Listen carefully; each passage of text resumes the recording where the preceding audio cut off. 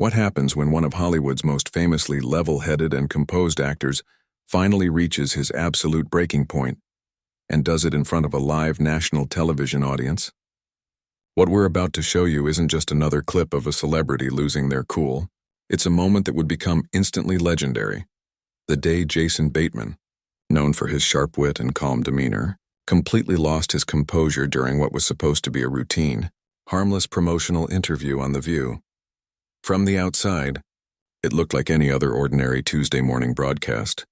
The bright studio lights were shining, the audience was buzzing with anticipation, and the hosts were seated at the iconic table, ready for another day of lively discussion and celebrity chatter. Jason Bateman had arrived at the studio early, as he always did, prepared, professional, and polite. He was there to promote his latest Netflix project, another prestige drama that combined his trademark dry humor with intense storytelling. Everyone expected a relaxed segment full of laughs, behind-the-scenes stories, and maybe a few witty one-liners. No one, not the hosts, not the audience, not even the producers, could have predicted what was about to unfold. The segment began in typical fashion. As the opening theme faded and cameras rolled, Whoopi Goldberg turned toward Jason with her signature warmth. "Jason, welcome back to The View," she said, smiling as the crowd applauded. "It's always a pleasure to have you here." Jason smiled back, his posture easy, his voice smooth and controlled. "Thanks for having me, Whoopi," he said, flashing that familiar half-grin that fans of Arrested Development knew so well. "It's great to be back." The first few minutes went exactly as everyone expected. The hosts asked polite questions about his new show, what drew him to the project, what it was like working with his co-stars, and how he balanced directing and acting on set. Jason responded with charm and professionalism, offering thoughtful answers peppered with his characteristic dry humor. The atmosphere was light, friendly, and perfectly in line with what you'd expect from a well-rehearsed talk show appearance. Sarah Haynes asked about the dynamic on set. Jason told a funny story about a prank one of the cast members pulled during filming, earning genuine laughter from the audience. Alyssa Farrah Griffin inquired about the show's filming locations, prompting Jason to talk about long shooting days and unpredictable weather.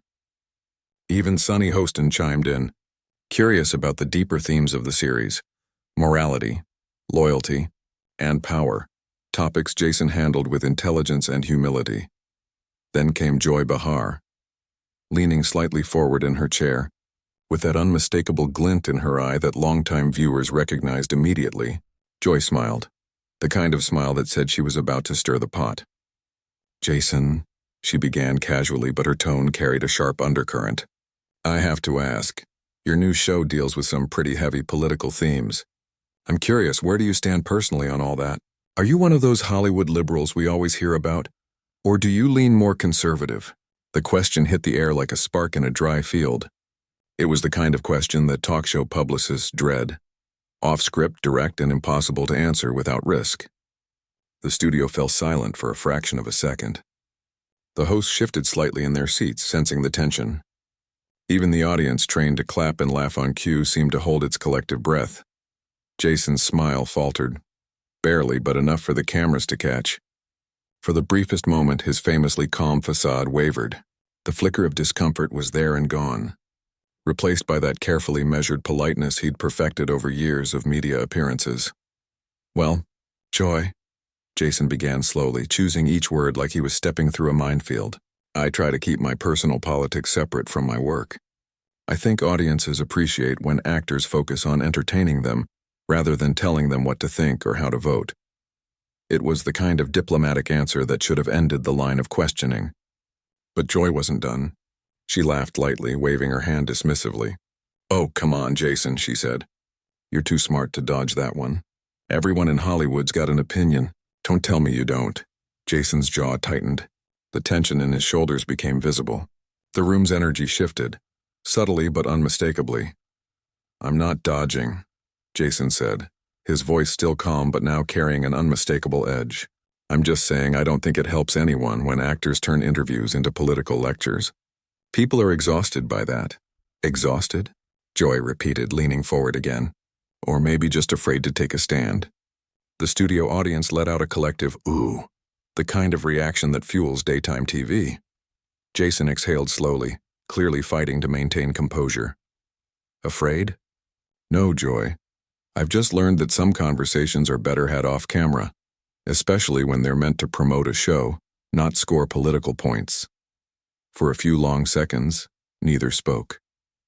The silence was thick enough to cut with a knife. Whoopi's eyes darted between them, clearly trying to decide whether to intervene. Sunny looked down at her cue cards.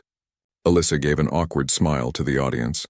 Then Jason leaned forward, just slightly but enough to signal that something inside him had shifted. You know what's funny, Joy? He said, his tone changing from polite to pointed. I've been coming on shows like this for over 20 years. I've always respected that everyone here has different opinions. But lately it feels like interviews aren't about conversation anymore. They're about confrontation. About trying to corner someone into saying something controversial, just so it trends on social media. Maybe that's good TV, but it's not good journalism. The audience gasped. Joy opened her mouth to respond, but Jason didn't give her the chance. His voice, still calm but now cold, carried across the studio. If you want to talk about my work, great. But if you want to debate politics, maybe invite a politician. A stunned silence followed. Even Whoopi, usually unflappable, seemed momentarily unsure how to proceed. Jason sat back, crossing his arms, not defensively but with finality. The cameras caught every moment.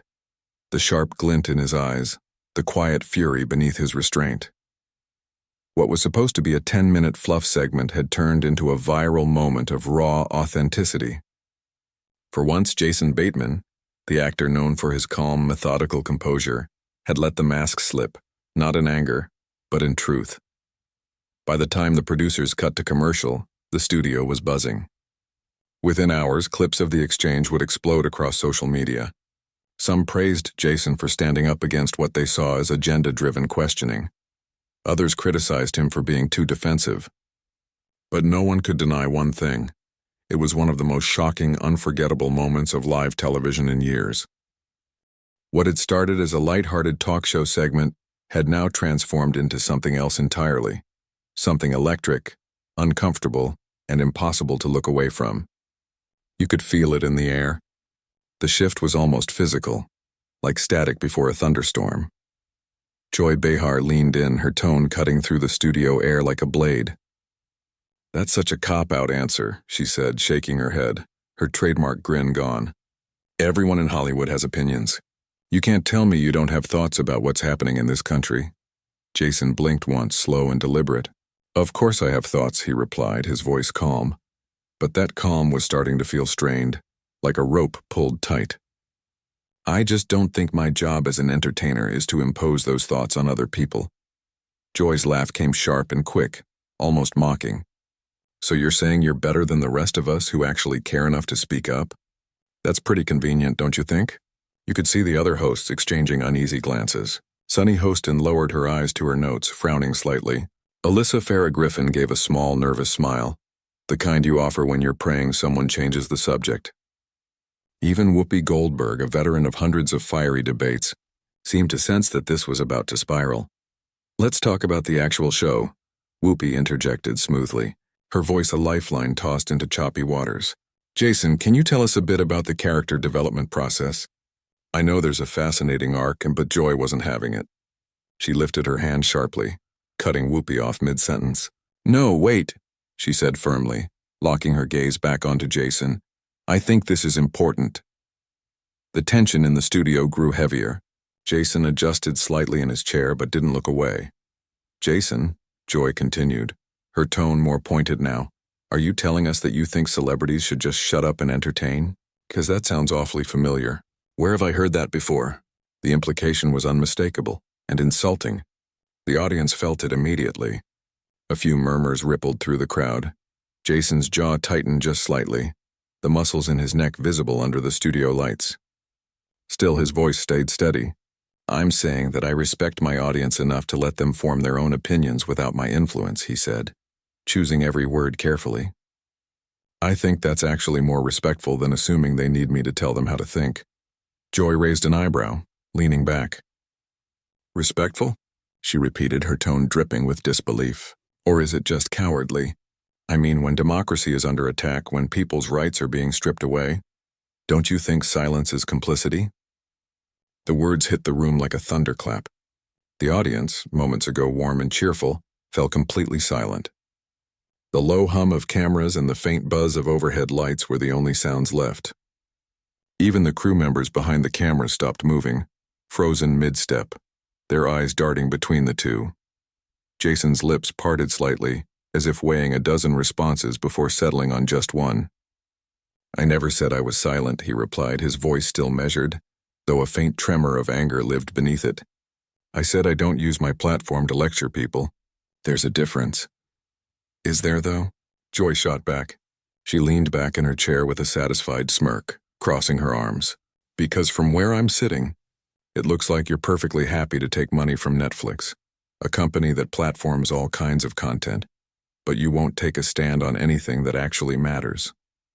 That was the line, the one that crossed from debate into something personal. Something in Jason's face shifted. The practiced smile faded completely. His expression hardened, his eyes narrowing slightly. The professional veneer he'd worn for decades of interviews, through awkward questions, bad jokes, and tense moments, began to crack. His hands, which had rested casually on the armrests of his chair, now gripped them just a little tighter. The knuckles whitened. The audience could see it, feel it, Joy, he said quietly, almost too quietly. "I think you're making a lot of assumptions about someone you don't know." Joy tilted her head, the faintest smile curling at the edge of her lips. "Am I?" she said almost sweetly. "Because I've been doing this for a long time, Jason, and I can usually tell when someone is hiding behind fake neutrality because they don't want to alienate their conservative fans." The accusation landed like a gunshot. Even the co-hosts visibly flinched. The air seemed to thicken. The tension was nearly tangible. Jason didn't respond right away. He just looked at her, a long, steady stare that said more than any words could. You could almost see the internal struggle, the instinct to stay calm and professional warring against the anger bubbling up beneath the surface.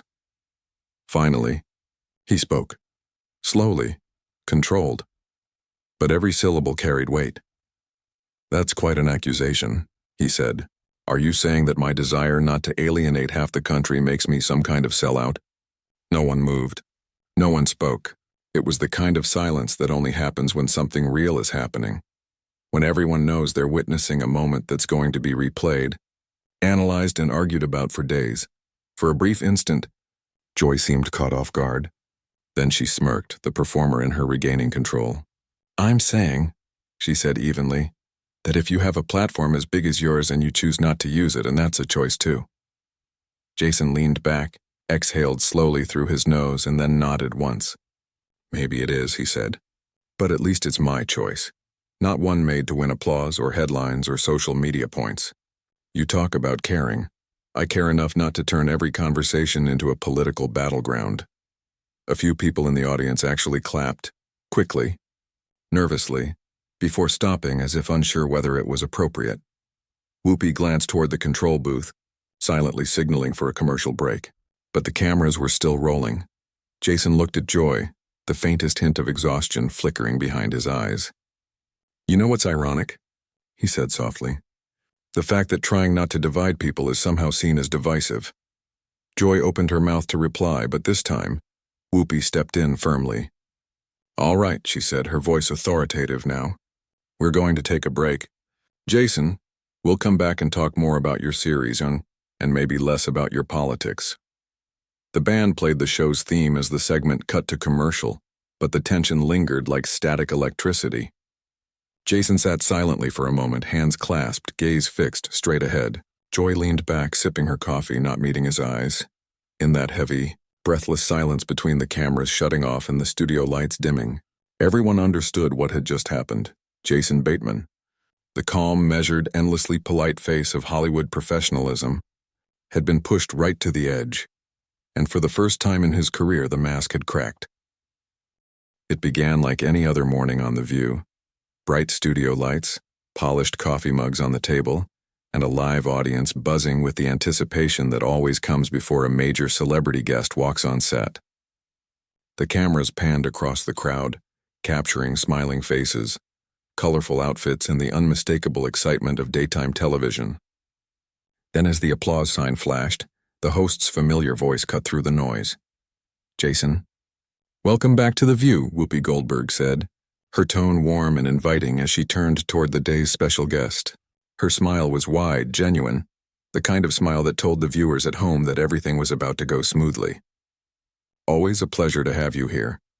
Sitting opposite her, Jason Bateman returned the smile with the calm confidence that had defined his decades-long career. He looked relaxed, polished, and effortlessly charming, the very picture of Hollywood composure. His charcoal gray suit fit perfectly, his expression balanced between approachable and assured. "Thanks for having me, Whoopi," he said, settling comfortably into his chair. "It's great to be back." It was classic Jason, witty, grounded, and composed. The audience responded with enthusiastic applause. It was supposed to be a standard interview, nothing more. A few light questions, a few laughs, and maybe a heartfelt story or two about his latest project. After all, Jason Bateman had done this kind of thing hundreds of times before. He knew exactly how to navigate a talk show segment without breaking a sweat. The first few minutes went off exactly as planned. The conversation flowed with the easy rhythm of practiced professionalism. The hosts took turns asking about his new Netflix series, a psychological drama with complex characters, moral tension, and those signature moments of dry humor that had become Jason's trademark. Sarah Haynes, ever cheerful, leaned forward and asked about the chemistry on set. Jason smiled, explaining how close the cast had become during the long months of shooting. He told a funny story about one of his co-stars accidentally breaking a prop on the first day of filming, earning laughs from both the audience and the hosts. The atmosphere was light, friendly, and familiar. Then Alyssa Farah Griffin chimed in, her tone bright and curious. "Jason, you filmed part of the show in Iceland, right? That must have been incredible. What was that like?" Jason nodded. "Cold," he said with a grin, pausing for the audience's laughter. "But beautiful. The kind of place that makes you feel small in a good way. We shot some of the most visually stunning scenes there. It was surreal." Even Sunny Hostin joined in, steering the discussion toward the show's deeper themes. "There's a lot in your series about morality and choice, about people justifying their actions for what they believe is right. What drew you to that story?" Jason leaned forward slightly, thoughtful now. "I've always been fascinated by flawed characters," he said. "People trying to do the right thing but not always knowing what that is. It's very human. I think we all struggle with that in different ways." It was a perfect answer. Articulate, introspective, and exactly the kind of response you'd expect from someone who'd been doing interviews for decades. Everything was going according to plan. But then the tone in the room began to shift. Joy Behar, who had been quiet until that point, leaned forward in her chair.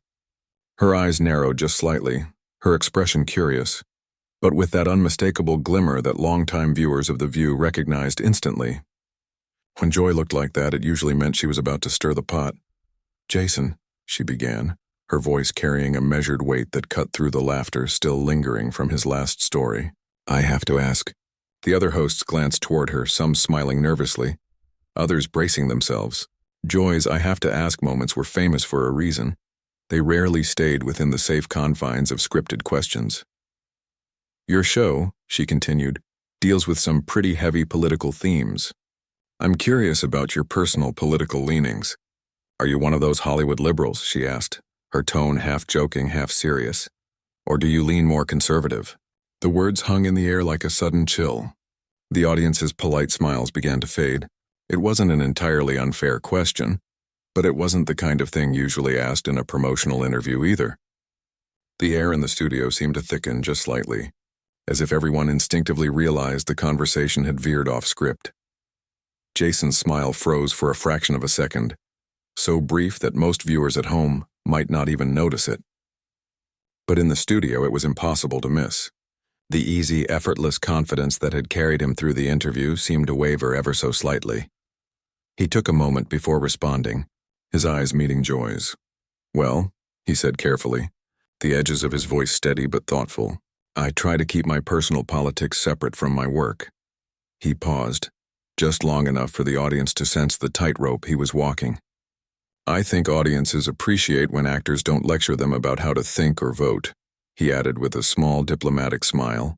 It was a textbook neutral answer, respectful, balanced, safe. But even that wasn't enough to diffuse the tension. Joy tilted her head, her lips curving into a knowing smirk. "Oh, come on, Jason," she said, waving her hand dismissively. "You don't really expect us to believe you don't have strong opinions about what's going on in the world. You're too smart for that." The laughter that followed was polite but uneasy. The other hosts exchanged looks, small, silent signals that said everything. Sarah quickly glanced down at her cue cards. Sunny shifted in her seat. Whoopi, ever the professional, smiled tightly but didn't interrupt yet. The control room camera operators knew what was happening. They adjusted their zooms, capturing every subtle movement, every flicker of tension across Jason's face. Jason smiled again, that calm, measured smile that had carried him through decades of public appearances, but this time the smile didn't quite reach his eyes. "Joy," he said softly, "I think most people would rather talk about the show." The line earned a few scattered claps from the audience, though the tension in the room never really broke. It was the kind of moment that could go either way, calm professionalism or uncomfortable confrontation, and everyone could feel that delicate balance shifting in real time. From the outside, it might have looked like a harmless exchange, just another round of talk show banter. But those in the studio knew better.